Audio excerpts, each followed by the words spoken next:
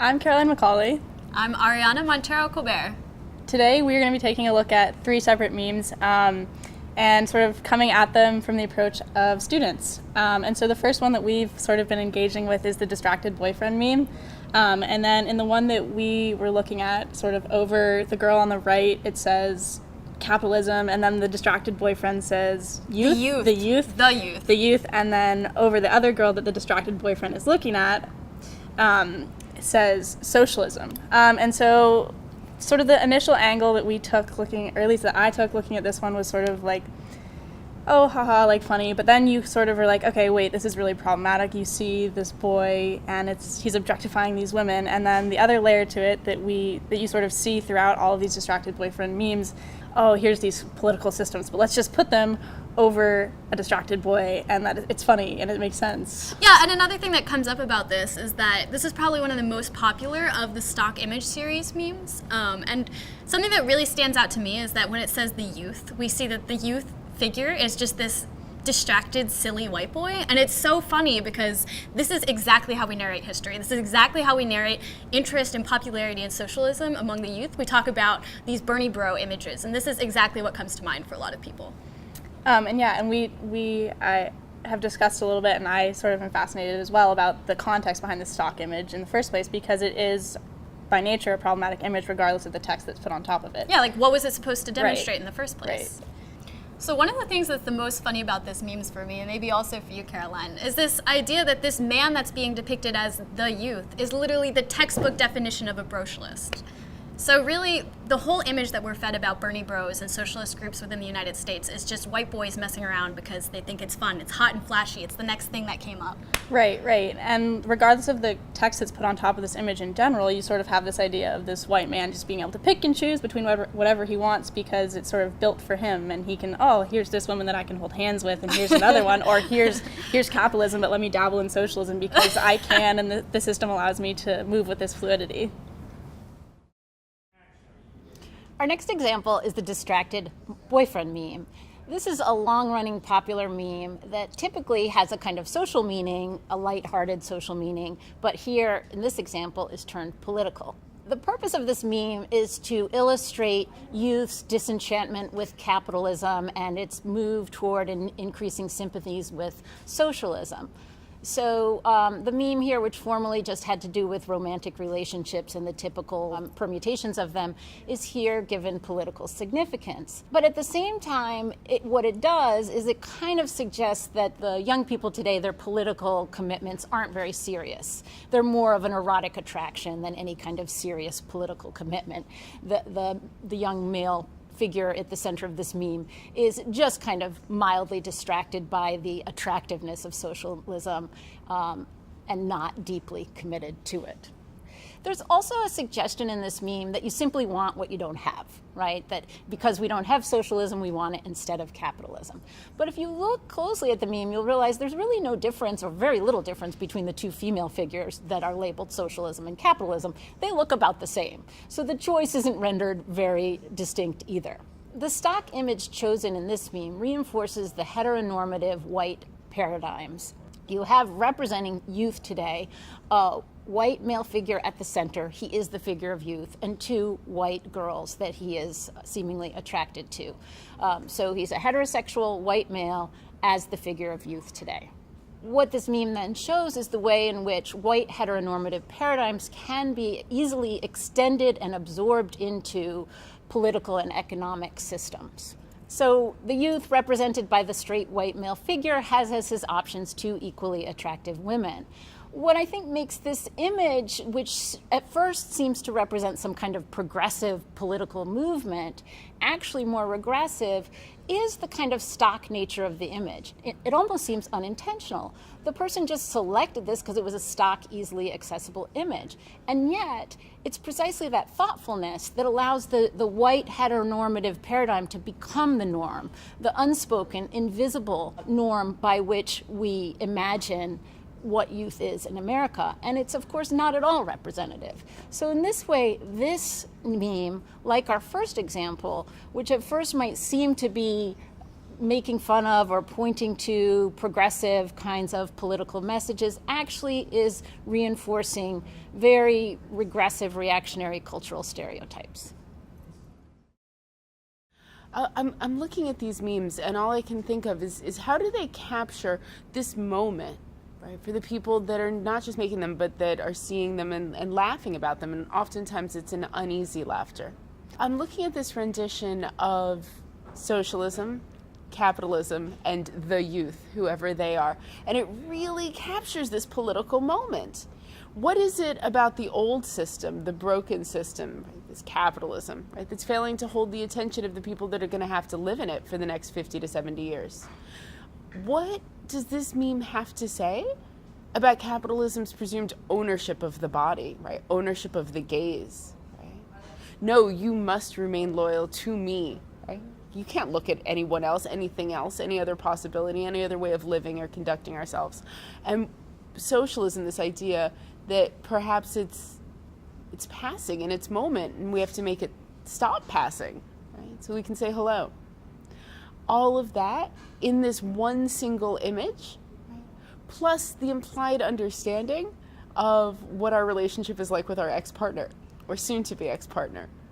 All of that said in one single image. I think that's what makes memes so powerful, is the way that they're really intelligible to the people that they're meant to be seen by, and largely opaque to those that aren't part of the conversation. So in this meme we see this, and I've seen this go viral quite a bit actually. This is a very common one that's interesting in its simplicity because it shows these three really broad, well, two big systems and then one large constituency that everyone socially we tend to care about, right? People generally care about youth. So we want to know, are they, there's always these reoccurring conversations. Are the youth engaged? Are they engaged in politics? Do they know the issues? Young people are naive. They're less experienced with life. And that is always a concern for adults. Kind of, we refer to this in media effects as this sort of third person effect, right? When you are caught up in public discourses that are persuasive, are you getting a well-rounded set of messages, and how does that influence your orientation to very loaded terms and systems like capitalism and socialism? So we have the youth at the center. I think it's interesting too that the players in the meme are a white couple and a woman who's walking by. I think it's important to note that the man is obviously making a facial expression and turning his head to look at the woman who's walking by when he's clearly implied to be in a relationship with capitalism. I think this is a bigger commentary critique on our historically deeply entrenched capitalistic society that we've come to know as pretty normal, right? First world nation, the United States, highly capitalistic, kind of end of story, right? That's taken for granted and assumed. So the child, well, if we're talking about one child, or the youth as a collective, have grown up in a capitalist society. I think this is also interesting because the youth is noticing socialism and not just taking the assumption that socialism equals bad, right? Taboo word, something that is undesirable. Absolutely no socialism. Capitalism is the only way to go. I think it's important too if we kind of map some other players on here, right? Because people uphold systems in societies. They don't just play out on their own. We take actions to uphold them. So I think capitalism can be seen as maybe an older generation, especially if that's kind of implied if we juxtapose it with youth. And I think this is also a critique about economics in society, but it also has to do with an older generation of baby boomers, right, who've lived under capitalist structures and perhaps benefited much more than a younger generation is playing out to at present. So what's appealing about socialism? Well, a number of things, and we see that the man's back is turned to capitalism, which is meaningful. But what's interesting here that also seems to have some kind of conservative undertones for me is that capitalism is clearly the victim here, right? Capitalism is in the wrong. The young man / the representation of the youth is turning his back on capitalism, and that is a bad thing. We're supposed to empathize with the woman who is symbolizing capitalism, right? Based on her facial expressions, right? We assume some sense of loyalty to monogamy, and that's implied in the nonverbals in this meme. I think what's also interesting is that there's maybe some overtones of how socialism is seen as more desirable these days, right? We have just elected a whole slate's worth of new Congress people who represent diversity in meaningful ways, intersectionally, that we've never before really seen, right? There were a lot of firsts of Congress people elected in this last election cycle. And so what's interesting is a lot of them, too, who are getting a lot of the spotlight for their socialist ideals, right? And a lot of them are younger, they're women, they're people of color. And so I think that's important here, that the youth is now, socialism is not just this textbook word that you read in a history class that is clearly bad. It's actually worth consideration, especially in the economic climate today. So the youth are turning their heads in that direction. Socialism is kind of seeing a resurgence of popularization with, various ideals that it holds at heart and how it would improve the lives of youth. That maybe capitalism isn't being so great to the current youth, right, coming of age. In terms of framing and nonverbals, I think what's also important here is that we very clearly are intended to see capitalism, the woman's facial expression. She's not happy. That's unmistakable. I think most people cross-culturally would read that and say she's unhappy. Youth is clearly enthusiastic and excited with his facial expression. He's turning his head, which means he wants to see more of this woman. I think it's also important that socialism is, the woman is wearing a brighter color, so that's more attractive to the eye and appealing for a number of reasons, and I think that is kind of equated with this bright, shiny, and new positive vibe here. I also think it's important that socialism, the woman, she is blurred. Her face is blurred. We can see that she's smiling and she's looking straight ahead, and her head's even up. She looks optimistic about, she's walking away, she's walking forward in the frame of the image.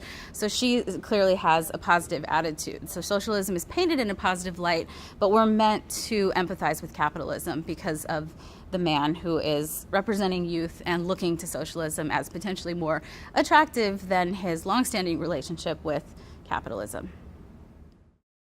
Today I'm going to be talking about the first meme that we looked at with the couple walking further away from the camera and the man who is distracted by another woman that's coming towards the camera,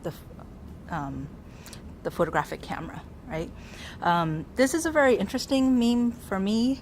Well, memes in general are really interesting for me because coming from an art history background and also a Chinese art history background where text and images work together all the time in artworks, especially ink paintings, I think memes are a really creative way for people to express themselves. They can interchange words and give different meanings to different figures inside the photograph, right?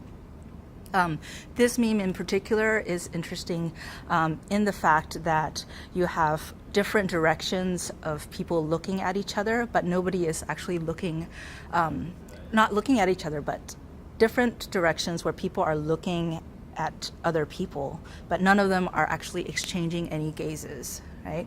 So the person that's walking towards the camera, she is out of focus, and we don't really know what she's looking at. The couple that is walking away, the man is looking at the woman, right? And then the other woman is looking at the man, outraged. And so this type of misdirection in terms of who's looking at who and the type of lack of attention that people have towards each other in this meme is very clear, and it helps to convey a strong message about people directing their attention at other people, but there is a misrecognition of that attention.